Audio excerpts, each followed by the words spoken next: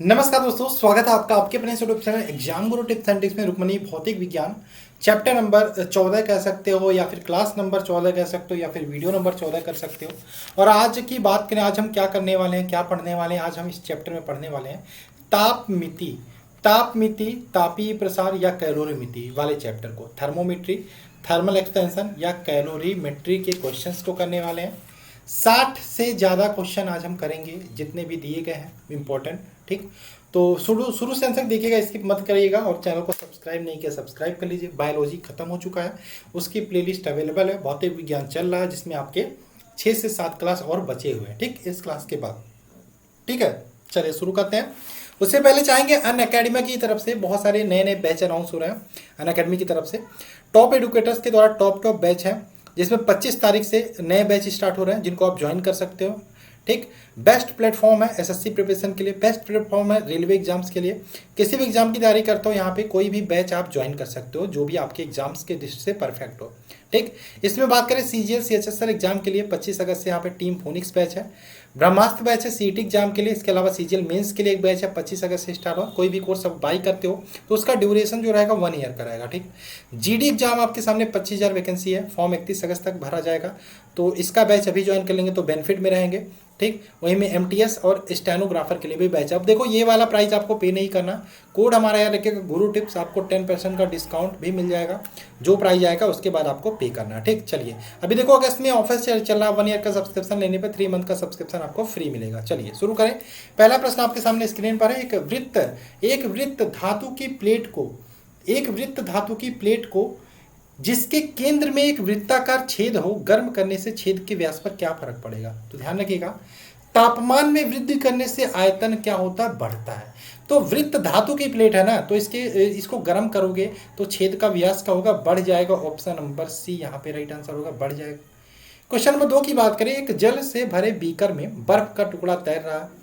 बर्फ के पिघलने में बीकर में जल के तल पर क्या प्रभाव पड़ेगा। ये क्वेश्चन कई बार पूछा गया है। ठीक, ध्यान रखिएगा, जब जल भरे बीकर में बर्फ का टुकड़ा तैर रहा है, बर्फ के पिघलने में बीकर के जल के तल में क्या बनेगा, ये ज्यों का त्यों रहेगा, पूर्वत बना रहेगा। Option number C right answer होगा।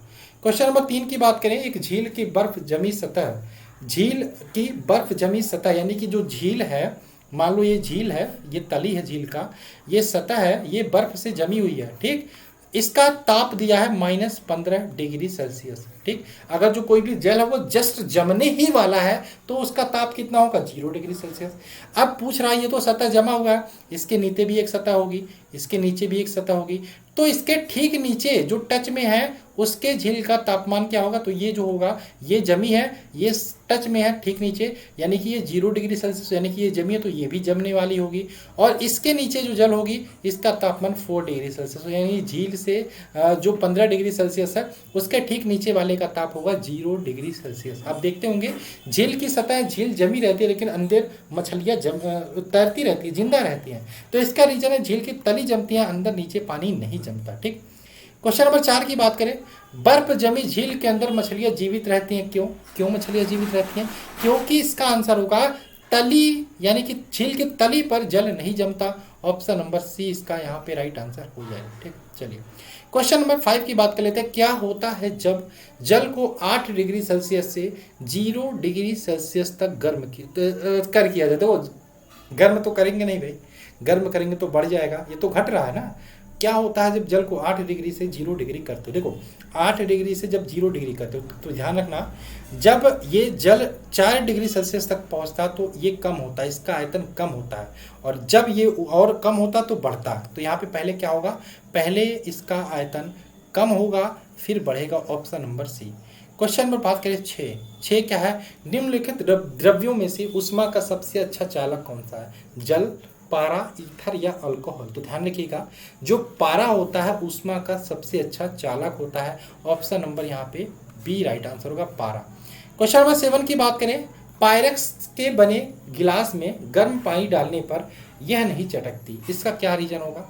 पायरेक्स से बने गिलास में गर्म पानी डालने पर यह नहीं चटकती, इसका आंसर होगा गर्म करने पर यह अधिक प्रसारित होती है, यह प्रसारित होने लगती है जिससे यह नहीं चटकती। Option number B. वैसे सिंपल नॉर्मल कांच के ग्लास में आप गर्म पानी डालोगे तो वो चटक जाती है, ठीक। Option number B right answer होगा, ठीक।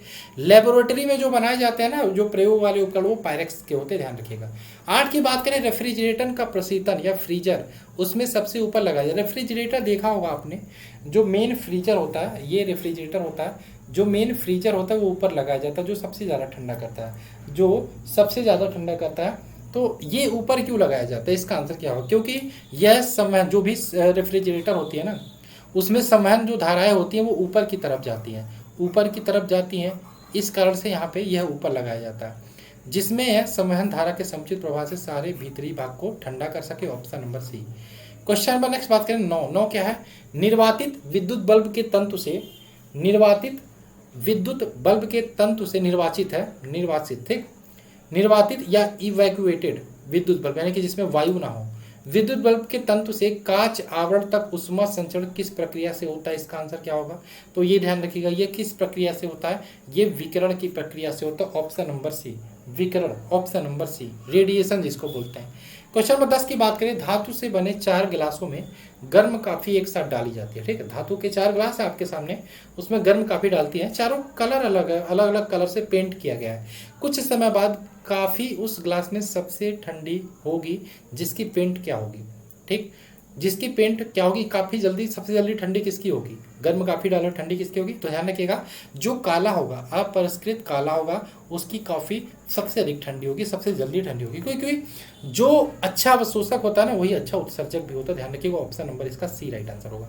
क्वेश्चन नंबर 11 की बात करें तो 11 क्या भाई? 11 है आपका, देख लेते हैं 11 क्या है। 11 है आपका, किसी द्रव की वाष्पन दर किस पर निर्भर करती है? किसी द्रव की वाष्पन दर, ध्यान रखिएगा, द्रव के तापमान पर भी निर्भर करती है, द्रव के चारों ओर वायु के ताप पर भी निर्भर करती है, द्रव के सतह के क्षेत्रफल पर भी निर्भर करती है, यानी कि उपयुक्त सभी पर। Option number D. 12 की बात करें, मिट्टी के बने घड़े में भरा जल ठंडा हो जाता है, क्यों भाई? क्यों मिट्टी के घड़े में भरा जल ठंडा रहता है? इसका आंसर क्या होगा? तो इसका आंसर होगा, घड़े के छिद्रों से जल आकर क्या होता है? वाष्पित होता है, इसलिए मिट्टी के बने घड़े में जो जल भरा रहता है वो ठंडा रहता है, ठीक। ऑप्शन नंबर सी। 13 की बात करें, ग्रीष्म ऋतु में बिजली के पंखे के नीचे बैठने पर हमें सुख प्राप्त होता है, हमें सुख की अनुभूति होती है, हमें अच्छा लगता है। क्यों? क्योंकि पंखा क्या करता है भाई? पंखा हमारे चारों ओर की हवा में गति लाकर शरीर के पसीने को के वाष्पन में वृद्धि करता है, इसलिए हमें सुख की अनुभूति महसूस होती है, हमें अच्छा लगता है। चलिए 14 की बात कर लेते हैं। हमें अधिकतर पसीना तब आता है जब वायु क्या होता है? ध्यान रखिएगा, हमें अधिकतर पसीना जब आता है जब वायु में तापमान अधिक हो और वह आर्द्र हो, ह्यूमिडिटी अधिक हो। Option number B right answer होगा, ठीक। और एसी जो होता है ह्यूमिडिटी को भी कंट्रोल कर लेता है, जबकि कूलर नहीं, ठीक। क्वेश्चन नंबर 15 की बात करें, आर्द्रता मापी वह यंत्र है जिसकी सहायता से किसका मापन करते हैं भाई? तो आर्द्रता मापी की सहायता से हम आपेक्षिक आर्द्रता, ह्यूमिडिटी को मापते हैं। Option number C right answer होगा। क्वेश्चन नंबर 16 की बात कर लेते हैं। जल का क्वथनांक क्या होता है भाई? जल के क्वथनांक की बात करें, ये किस पर डिपेंड होता है? ये वायुमंडलीय दाब पर डिपेंड होता है भाई। Option number B right answer होगा। 17 की बात कर लेते हैं। 17 क्या है? निम्नलिखित में से किसमें ऊर्जा सीधे ही प्राप्त होती है? निम्नलिखित में से किसमें ऊर्जा सीधे ही प्राप्त होती है? तो ध्यान रखिएगा, सूर्य से ऊर्जा हमें सीधे ही प्राप्त होती है। ऑप्शन नंबर ए। 18 की बात करें, 18 क्या है? ठंडे क्षेत्रों में जहाँ 0 डिग्री सेल्सियस से नीचे जा सकता है, जहाँ तापमान 0 डिग्री सेल्सियस से नीचे जा सकता है, किसान अपनी फसल नुकसान से बचाने के लिए खेतों को पानी से भर देते हैं। क्यों भाई? क्यों? इसका आंसर क्या होगा? तो ध्यान रखिएगा, ठंडे क्षेत्रों में जहाँ का टेम्परेचर 0 डिग्री सेल्सियस से नीचे जा सकता है, किसान अपनी फसल को वहाँ नुकसान से बचाने के लिए खेतों को पानी से भर देते हैं, क्योंकि जल की ऊष्माधारिता अधिक होती है, इधर ध्यान रखिएगा। और किसी पदार्थ की विशिष्ट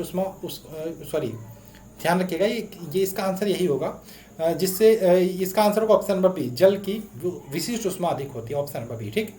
क्वेश्चन नंबर 19 की बात करें, जल के हिमीकरण होने पर इसका ताप क्या होता है? जल के हिमीकरण होने पर इसका जो ताप होता है, ठीक, वो अपरिवर्तित रहता है। Option number B, option number B इसका राइट आंसर होगा, ठीक। क्वेश्चन नंबर बात करें 20, एक बीकर 4 डिग्री सेल्सियस पर पूर्णतः जल से भरा हुआ है, जल के ऊपर होकर बहने के, यानी कि जल ऊपर से बहने लगे, कब जल ऊपर इसके होकर बहने लगेगा? बीकर भरा है 4 डिग्री सेल्सियस पर है, कब बीकर ऊपर होकर भरने लगे? ध्यान रखिएगा, जब 4 डिग्री सेल्सियस से ऊपर गर्म किया जाए या 4 डिग्री, दोनों आंसर हो जाएगा। अगर जो आपका 4 डिग्री सेल्सियस पर बीकर भरा हुआ है, आप अगर जो ऊपर गर्म करोगे तो भी गिरने लगेगा, नीचे ठंडा करोगे तब भी गिरने लगेगा। ऑप्शन नंबर सी, क्योंकि 4 डिग्री सेल्सियस तक नहीं बढ़ता, उसके बाद बढ़ता है, उसके बाद घटता है। ठीक, क्वेश्चन नंबर 21 की बात करें, धूप में उपयोग होने वाले छाते का रंग कैसा होना चाहिए। धूप में उपयोग होने वाले छाते के रंग की बात करें, ये नीचे काला ऊपर सफ़ेद, नीचे काला ऊपर सफ़ेद, ऊपर सफ़ेद नीचे काला, यानी कि सफ़ेद काला जो होता है प्रकाश को परिवर्तित करता है। ध्यान रखिएगा, option number B right answer होगा। 22 की बात करें, मैदान की अपेक्षा रेगिस्तान की रात अधिक ठंडी क्यों होती है भाई, क्या आंसर होगा। ध्यान रखिएगा, बालू रेगिस्तान में होता है ना, तो बालू दिन में जितनी जल्दी गर्म होती है ना, उतनी जल्दी रातों में ठंडी भी हो जाती है, इस कारण से रेगिस्तान की में रातें अधिक ठंडी होती है। ठीक, option number B. Question number 23 की बात करें, आजकल पेट्रोल में शीशा नहीं मिलाया जाता, इसका क्या रीजन होगा। तो ध्यान रखिएगा, शीशे से जो प्रदूषण होता था, पॉल्यूशन होता था, शीशा रहित जो पेट्रोल होता है वो प्रदूषण नहीं फैलाता। Option number B. 24 की बात करें, 24 क्या भाई, 24 है वात्या भट्टी या ब्लास्ट फर्नेस में उत्पादित लोहा कैसा होता है। तो वात्या भट्टी या ब्लास्ट फर्नेस की बात करें, इसमें जो लोहा उत्पादित होता है ये कास्ट आयरन होता है। Option number B, cast iron. ठीक, option number B. Question number 25 की बात करें, पानी से ऊपर तक भरे एक मग में पानी की सतह पर एक बर्फ का टुकड़ा तैर रहा है, यदि बर्फ का टुकड़ा फैलेगा, ये पिघलेगा तो क्या होगा, क्या बर्फ का टुकड़ा पिघलेगा तो पानी बाहर आ जाएगी, नहीं, वो जो स्तर रहेगा ना उसमें कोई परिवर्तन नहीं होगा, पानी का स्तर वही रहेगा। ऑप्शन नंबर सी यहाँ पे राइट आंसर होगा। 26 की बात करें, किस तापमान पर जल का घनत्व अधिकतम होगा, बताइए, सबको पता होगा 4 degree Celsius. Option number B. 27 की बात करें, प्रेशर कुकर में भोजन जल्दी पकता है, क्यों भाई, क्यों प्रेशर कुकर में भोजन जल्दी पकता है, क्योंकि यहाँ पे प्रेशर कुकर प्रयोग करने से पानी का जो क्वथनांक होता है वो बढ़ जाता है, बॉइलिंग पॉइंट बढ़ जाता है, इस कारण से प्रेशर कुकर में खाना जल्दी पकता है। प्रेशर कुकर में खाना पकता कहाँ भाई, गलता है, दाल पकती थोड़ी है, गलती है। चलो क्वेश्चन नंबर 28 की बात करें, किसी झील की सतह का पानी बस जमने ही वाला है, तो झील के अधस्थल में जल का तापमान क्या होगा। बस जमने वाला, जमा नहीं है, तो उसका तापमान कितना होगा, जमा नहीं है उसका तापमान कितना होगा, 0 डिग्री सेल्सियस। और उसके नीचे वाले जो जल होगा उसका तापमान होगा 4 degree Celsius. Option number D. चलिए आगे चलते हैं, क्वेश्चन 29 की बात कर लेते हैं। 29 क्या, 29 आपका उष्मा विकिरणों की गति होती है, उष्मा विकिरणों की गति होती है, ध्यान रखिएगा, ये प्रकाश की गति के बराबर होती है। Option number B. चलिए क्वेश्चन नंबर बात करें, 30 क्या है, एक लोहे के हथौड़े को धूप में रखा जाए तो यह इसके लकड़ी के हत्थे से अधिक गर्म होगा, इसका जो लोहा होगा वो लकड़ी के हत्थे से अधिक गर्म क्यों होगा, क्योंकि लोहा उष्मा का सुचालक होता है, इस कारण से लोहा अधिक गर्म होगा। 31 की बात करें, दो रेलों के मध्य जोड़ पर एक छोटा सा स्थान क्यों छोड़ा जाता है भाई, एक छोटा सा स्थान क्यों छोड़ा जाता है, क्योंकि धातु जब गर्म होती है ना, लोहा मान लो गर्म हो गया, गर्मी आ गई तो फैलेगी, तो फैलती है और ठंडी होने पर सिकुड़ती है। अब जब गैप रहेगा तो फैलेगी, तो ये कोई दिक्कत नहीं होगा। ठीक, option number B right answer होगा क्वेश्चन नंबर 31 का। 32 की बात करें, 32 क्या है, कार्बोरेट किस इंजन में होता है, कार्बोरेटर की बात करें, ये ध्यान रखिएगा, पेट्रोल इंजन में होता है। ऑप्शन नंबर ए, कार्बोरेटर पेट्रोल इंजन में होता है। कार्बोरेटर की बात करें, इस यंत्र के द्वारा पेट्रोल तथा हवा का मिश्रण बनाया जाता है। ठीक, ध्यान रखिएगा। क्वेश्चन नंबर बात करें 33, ऊष्मा को विद्युत ऊर्जा में रूपांतरित करने के लिए प्रयोग किया जाता है, किसका प्रयोग किया जाता है, ऊष्मा को विद्युत ऊर्जा में रूपांतरित करने के लिए हम ताप युग्मक थर्मोकपल का प्रयोग करते हैं। ऑप्शन नंबर बी, नहीं, थर्मोकपल नहीं, ऑप्शन नंबर ताप युग्मक, इसका राइट आंसर होगा ताप युग्मक। ठीक, चलो क्वेश्चन नंबर बात करें, नेक्स्ट हमारा 34, 1 ग्राम वाले पदार्थ का तापमान 1 डिग्री सेल्सियस बढ़ाने के लिए आवश्यक ऊष्मा की मात्रा को क्या कहते हैं। 1 ग्राम वाले पदार्थ का तापमान 1 डिग्री सेल्सियस बढ़ाने के लिए ऊष्मा की मात्रा को बोलते हैं उसकी विशिष्ट ऊष्मा। ऑप्शन नंबर ए, विशिष्ट ऊष्मा। ठीक, क्वेश्चन नंबर 35 की बात करें, विकिरण पायरोमीटर से कितना तापक्रम मापा जा सकता है, ये भी ध्यान रखिएगा, बहुत इंपॉर्टेंट है। विकिरण पायरोमीटर से 500 डिग्री सेल्सियस से ऊपर तक का तापमान माप सकते हैं। Option number D. ठीक, ये उच्च तापमापियों में प्रयोग, जैसे सूर्य का ताप मापना हो, दूर का ताप मापना हो, तो हम विकिरण पायरोमीटर का उपयोग करते हैं।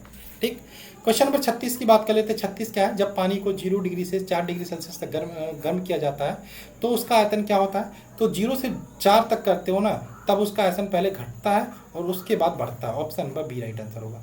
ठीक, पहले घटता है, चलिए उसका आयतन फिर बाद में बढ़ेगा। क्वेश्चन नंबर 37 की बात करें, 37 क्या है, 37 है, केल्विन स्केल पर मानव शरीर, देखो यहाँ पे केल्विन भी याद रखना, सेल्सियस भी याद रखना और फ़ारेनहाइट पे। केल्विन में कितना होता है, 310 केल्विन, सेल्सियस में होता है 37 डिग्री सेल्सियस, और फ़ारेनहाइट में 98.6 डिग्री फ़ारेनहाइट, तीनों याद रखना, मानव शरीर का सामान्य ताप। Option number B. 38 की बात करें, 38 क्या है? कणों के द्वारा हीट ट्रांसफर की क्रिया को क्या कहते हैं? कणों के द्वारा हीट ट्रांसफर की क्रिया को बोलते हैं कंडक्शन। कंडक्शन, ऑप्शन नंबर इसका बी राइट आंसर होगा। क्वेश्चन नंबर बात करें 39। 39 क्या है? तापमान को कितना कम कर देने से सभी गैसें शून्य आयतन घेरेंगी? तापमान को कितना कम करने से सभी गैसें शून्य आयतन घेरेगी? तो ध्यान रखिएगा, -273 डिग्री सेल्सियस। ठीक, इसे बोलते हैं परम शून्य ताप। ये होता है आपका परम शून्य ताप। कितना होता है आपसे पूछे तो ये भी याद रखिएगा, -273 डिग्री सेल्सियस। 40 की बात करें कि जिस तापमान पर सेंटीग्रेड और फ़ारेनहाइट ताप पैमाने का तापमान समान हो उसे क्या बोलते हैं? ये आप सबको पता होगा, -40 डिग्री। -40 डिग्री। आप ये फॉर्मूला याद रखिएगा, C/5 बराबर F-32/9 बराबर K-273 बटे आपका 5। इस फॉर्मूले से आप अगर जो डिग्री सेल्सियस में दिया तो आप फ़ारेनहाइट में बदल सकते हो, केल्विन में दिया डिग्री सेल्सियस में बदल सकते हो, केल्विन में दिया फ़ारेनहाइट में बदल सकते हो, आप आपस में बदल सकते हो तापमानों को। ठीक, क्वेश्चन नंबर 41 की बात करें, फ़ारेनहाइट पैमाने पर 98.6 डिग्री फ़ारेनहाइट तापमान सेल्सियस पैमाने पर क्या होगा? अभी मैंने कहा बदल सकते हो, चलो देखते हैं। हमने बोला था C/5 बराबर F-32/9। हमें केल्विन की ज़रूरत है नहीं, क्योंकि हमें सेल्सियस पे निकालना है और फ़ारेनहाइट पे दिया है। ठीक, चलो हम फ़ारेनहाइट की जगह पे पुटअप कर देते हैं 98.6। तो क्या हो जाएगा? C/5 बराबर 98.6 -32/9। ठीक, चलो इसको हम C बराबर क्या हो जाएगा?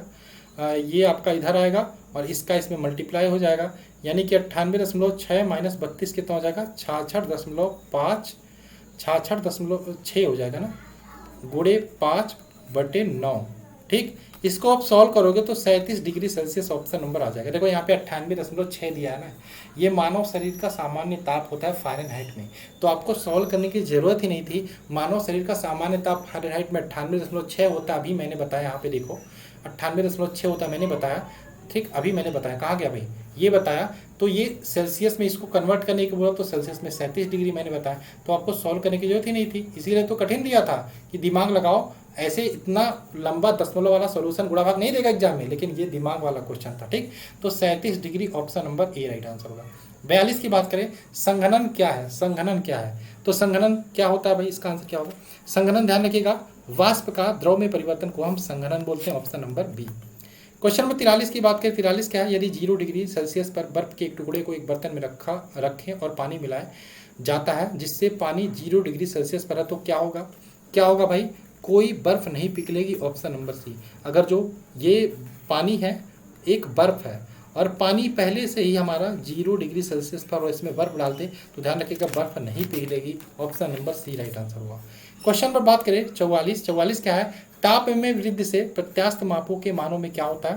ताप में वृद्धि से, ध्यान रखिएगा, प्रत्यास्थ मापों के मानों में क्या होते हैं? ये घटते हैं। ऑप्शन नंबर ए।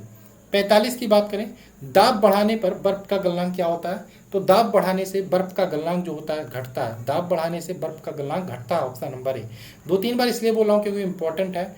बायल के नियम का सूत्र क्या है? बायल के नियम के सूत्र की बात करें, क्या होता है भाई? बायल के नियम की बात करें, स्थिर ताप पर किसी गैस के नियत मात्रा का आयतन उसके ताप के व्युत्क्रमानुपाती होता है। ठीक, तो बायल का नियम की बात करें, यहाँ पे P अनुक्रमानुपाती 1/V हो जाएगा, या V अनुक्रमानुपाती 1/P। तो क्या हो जाएगा? ऑप्शन नंबर डी कह सकते हैं। ठीक, क्वेश्चन नंबर बात करें 47। एक कृष्ण पिंड अवशोषित करती है। एक कृष्ण पिंड अवशोषित करती है, तो ध्यान रखिएगा, एक कृष्ण पिंड की बात करें, सभी तरंगदैर्ध्यों के विकिरण को अवशोषित कर लेती है। ऑप्शन नंबर ए। 48 की बात करें, यदि वायुमंडल नहीं हो तो पृथ्वी से आकाश किस रंग का दिखाई देगा? यदि वायुमंडल नहीं हो तो पृथ्वी से आकाश किस कलर का दिखाई देगा? वायुमंडल नहीं हो तो पृथ्वी से आकाश हमें काला या ब्लैक दिखाई देगा। ऑप्शन नंबर ए।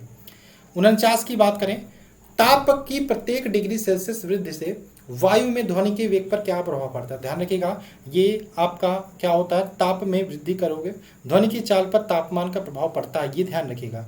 और ध्यान रखिएगा, ये 61 मीटर पर सेकंड बढ़ेगा। ठीक, बढ़ता है। ऑप्शन नंबर ए। क्वेश्चन नंबर 50 की बात करें, ऊष्मागति का प्रथम नियम किस अवधारणा की पुष्टि करता है? ऊष्मागति का प्रथम नियम की बात करें, ये ऊर्जा संरक्षण की पुष्टि करता है। ऑप्शन नंबर ए, एनर्जी कंजर्वेशन। ठीक, ध्यान रखिएगा। क्वेश्चन नंबर 51 की बात कर रहे थे। 51 का निम्नलिखित में से सबसे कम ऊष्मारोधी कौन सा? निम्नलिखित में से सबसे कम ऊष्मारोधी की बात करें तो जो एल्युमिनियम है, एल्युमिनियम ये सबसे कम ऊष्मारोधी, option number A right answer होगा। क्वेश्चन नंबर 52 की बात करें। 52 क्या है? धातु की 4 गेंद सूर्य प्रकाश में रखा गया है, कौन सबसे अधिक गर्म होगा? मैग्नीज, लोहा, तांबा, एल्युमिनियम। धातु की 4 गेंदें तो सबसे अधिक गर्म होगा कौन सा? तांबा। तांबा धातु की सबसे अच्छी चालक है, इसलिए यह सबसे अधिक गर्म होगा। तांबा, उसके बाद एल्युमिनियम आएगा, उसके बाद लोहा, उसके बाद मैग्नीज। क्वेश्चन नंबर 53 की बात करें। यदि तापमान बढ़ता है तो ध्वनि की गति पर क्या प्रभाव पड़ेगा? तापमान बढ़ता है तो ध्वनि की गति भी यहाँ पे बढ़ेगी, ऑप्शन नंबर डी। 54 की बात कर लेते हैं। 54 क्या है? गाड़ी के रेडिएटर में जल का प्रयोग किस कारण से किया जाता है? गाड़ी के रेडिएटर में जल का प्रयोग किस कारण से किया जाता है? किस कारण से भाई? उच्च विशिष्ट घनत्व के कारण यहाँ पे किया जाता है, ऑप्शन नंबर बी। 55 की बात करें। विद्युत यंत्रों में बैकेलाइट का प्रयोग किया जाता है, क्योंकि यह क्या होता है? विद्युत यंत्रों में बैकेलाइट का प्रयोग किया जाता है क्योंकि यह विद्युत का कुचालक होता है, option number D. Question number 56 की बात करें। समुद्रीय शीतल पवन बहती है। समुद्री शीतल पवन की बात करें, यह रात्रि में समुद्र से भूमि की ओर बहती है।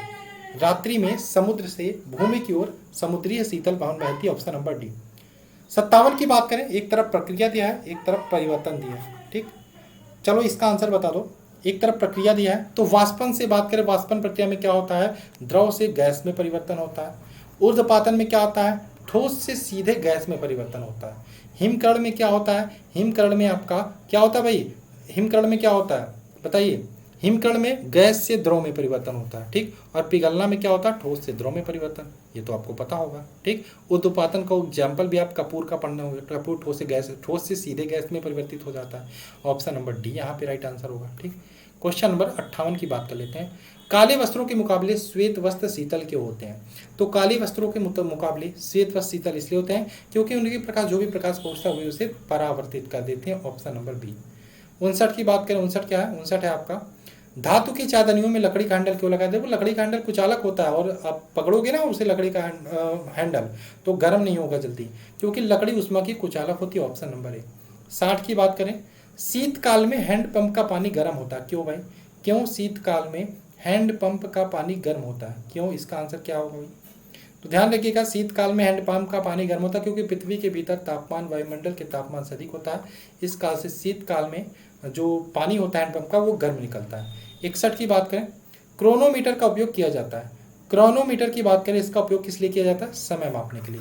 समय मापने के लिए क्रोनोमीटर का उपयोग किया जाता है। ये जहाज जो पानी वाले होते हैं ना, वहां पर समय मापने के लिए एक वैज्ञानिक उपकरण है। क्वेश्चन नंबर 62 की बात करें। जल का जमाव बिंदु क्या होता है? पानी का जमाव बिंदु पूछा आपसे, तो पानी का जमाव बिंदु होता है 0 डिग्री। क्या होता है भाई? क्या होगा? केल्विन में पूछा है, केल्विन में 273 degree kelvin, option number C, ठीक। सेल्सियस में 0 डिग्री सेल्सियस, और यहाँ पे अगर जो फ़ारेनहाइट में पूछे 32 डिग्री फ़ारेनहाइट होता है जल का जमाव बिंदु। क्वेश्चन नंबर 63 की बात करें। निम्नलिखित पदार्थों में से किसके लिए ताप में वृद्धि से प्रतिरोध कम होता है? निम्नलिखित पदार्थों में से किसके लिए ताप में वृद्धि से प्रतिरोध कम होता है? तो इसका आंसर हो जाएगा शुद्ध silicon, option number D. Next question की बात करें। 64। जब किसी मोटे कांच के ग्लास में गर्म द्रव डाला जाए तो वो कड़क जाता है या चनक जाता है, इससे क्योंकि कांच क्या होता है? देखो उष्मा, आपको पता है उष्मा का कुचालक है कौन? कांच। जब आप इसमें गर्म जो डालो तो ये फैलने की कोशिश करेगा और जो ये होगा, जो शीशा होगा वो चनक जाएगा, ठीक है। तो उष्मा का कुचालक होती है, केवल भीतरी पृष्ठ प्रसार करता है, इस कारण से ये चनक जाते हैं या फूट जाता है, option number B right answer होगा। क्वेश्चन नंबर बात करें 65। सर्दी के मौसम में ठंड लगने पर कपाने के कारण सर्दी के मौसम में ठंड लगने पर कपाने के कारण का प्रतिपादन किया जाता है, किससे प्रतिपादन किया जाता है बताइए? तो ध्यान रखिएगा, इसका आंसर हो जाएगा ताप गतिकी के द्वितीय नियम से। ताप गतिकी के द्वितीय नियम से इसका प्रतिपादन किया जाता है, क्योंकि यह नियम उष्मा के प्रवाह की दिशा को बताता है, option number B. Question number 66 की बात करें। पायरोमीटर निम्नलिखित में से क्या मापने के लिए प्रयोग में लाया जाता है? तो ध्यान रखिएगा, पायरोमीटर हम उच्च तापमान मापने में प्रयोग में लाते हैं, ऑप्शन नंबर बी, ठीक। ध्यान रखिएगा, यह सूर्य के ताप को भी मापता है। तो ये थे आज की क्लास के क्वेश्चन। केल्विन किसकी इकाई? एक क्वेश्चन और बचा है, ये भी बता दीजिए। केल्विन किसकी इकाई है? केल्विन किसकी इकाई है भाई? केल्विन किसकी इकाई है? ये तापमान की इकाई है, ऑप्शन नंबर डी। एक क्वेश्चन और है। सूखी ड्राई बर्फ आइस क्या है? सूखी ड्राई बर्फ, देखो ठोस कार्बन डाइऑक्साइड को ही हम सूखी बर्फ या ड्राई आइस बोलते हैं। तो आज की क्लास में कितने क्वेश्चन थे भाई? 68, 68 क्वेश्चन। ठीक, कल किस टॉपिक की क्लास को करेंगे?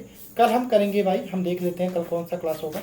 कल हम करेंगे स्थिर वैद्युत, इलेक्ट्रोस्टैटिक के क्वेश्चन हम कल करेंगे। ठीक, तो आई होप आपको ये क्लास अच्छी लगी। इतनी लंबी, इतना मेहनत करते हैं हम आपके लिए, क्लास लेकर आते हैं, तो कम से कम आप चैनल को सब्सक्राइब करके वीडियो को शेयर तो कर ही सकते हो, और अच्छे अच्छे कमेंट्स अपने नीचे कमेंट बॉक्स में जरूर डाल दिया करो। चलिए मिलते हैं क्लास में। ठीक, जय हिंद दोस्तों, जय भारत।